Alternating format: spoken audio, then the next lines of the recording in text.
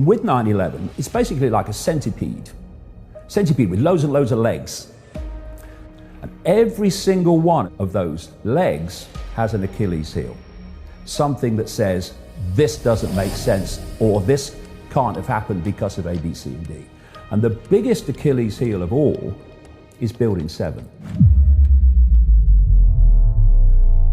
Most people, well, whether it's still most people, I don't know, have no idea that 3 buildings fell on 9/11. There was the 2 World Trade Center towers.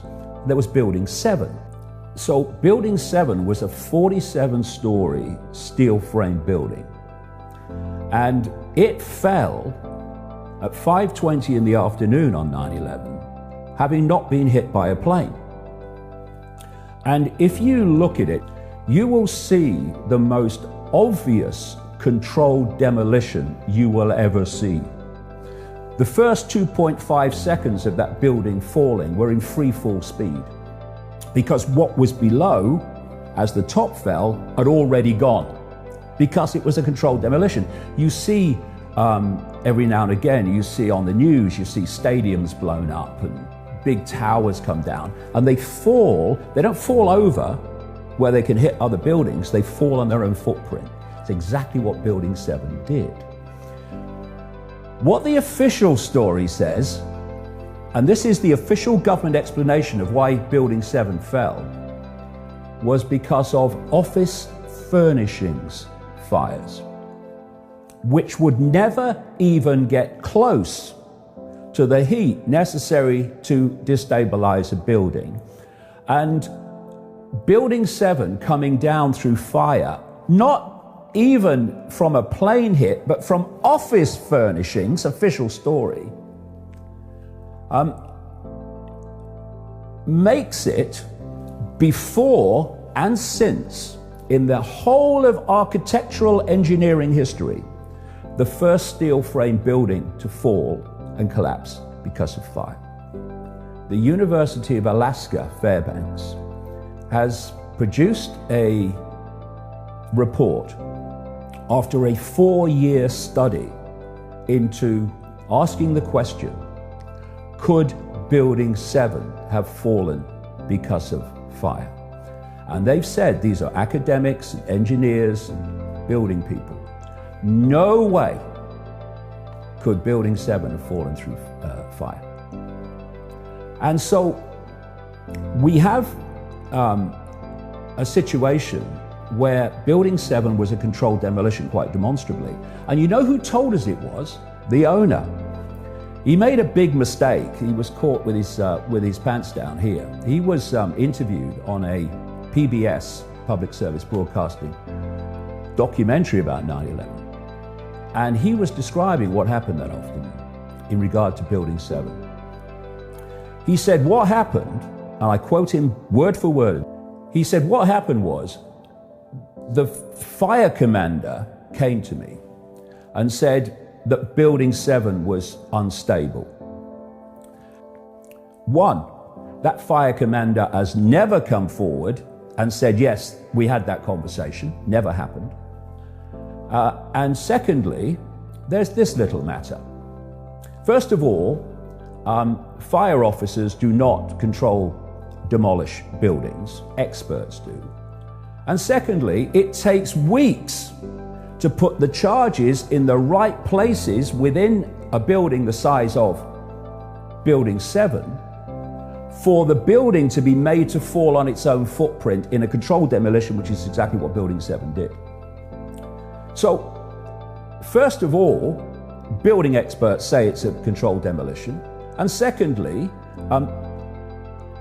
Silverstein said it is, and describes a story of how it came down, which is absolutely impossible. Then you look at the Twin Towers. The Twin Towers fell in free fall speed, a mean figure of about 10 seconds. And the official story is that the towers fell because the weight of the falling debris above was pancaking and collapsing the building below. Well, hold on a minute. I didn't go to a good school, but I am able to work out that when something pancakes there's resistance. So how did both towers fall in free fall speed? Because all the resistance below had gone before the debris above actually was able to strike it. But that's not a problem. Not a problem. You get experts in, building experts. You get them to look through the steel and the rubble, and they'll tell you what brought the building down. If there were charges in the building, they will be able to find that. So it's not a problem. Except the man in overall charge of the criminal investigation into 9/11, in the hierarchy underneath him, the decision was made to clear the World Trade Center site as fast as possible of the rubble and the steel in both the Twin Towers and Building 7 and take it to scrap yards in New Jersey, the New York area. And they used GPS tracking for the trucks because they said the contents is so sensitive. Sensitive? When they got it to the scrap yard, they cut the steel up immediately into short lengths, put them on ships and shipped them out to Asia for smelting to become someone's fridge. The engineers and people that were seeking to investigate how the towers came down, all three of them, were outraged that the evidence was taken away so fast, as it was, by the way, with the Oklahoma bombing of the Murrah building in 1995. There's a few firsts in 9/11, a few never happened befores, including the suspension of the laws of physics, by the way. Whenever there's an air crash of any kind, the investigators establish the nature and proof of identity of the plane or planes. And they do this very simply with every crash. They take the parts they found, and every one has a serial number. They then check the maintenance logs of the plane, which every time a part is changed, and there's some called time change parts, which have to be changed in a period, whether they're damaged or not, or worn or not, they have to be changed. And they see that the maintenance log code for that part and the code on the part found at the crash are the same. Every crash does that, because then they know, yes, the identity of the plane. On 9/11, to this day, that has never been done.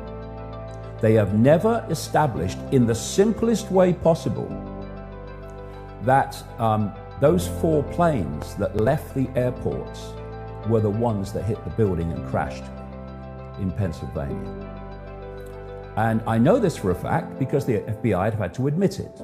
There was a Freedom of Information Act request for the documentation showing that that was done to prove that the planes that left the airports were the ones that crashed. And the FBI replied, that was never done, and the reason why is the identity of the planes was never in doubt. Well, when you read the book, you'll find that the identity of those planes was absolutely fundamentally in doubt in terms of whether they were the same planes. I say they weren't. How about this?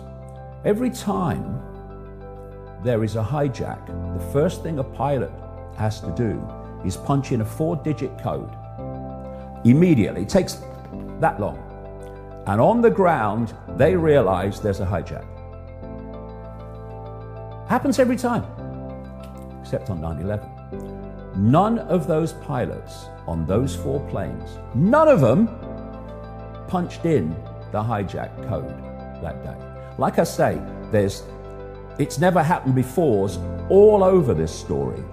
And so you have a situation where a house of cards that is so blatantly a pack of lies has gone uninvestigated and unchallenged by the mainstream media for 18 years. And that is another insult to those who died and loved ones left behind.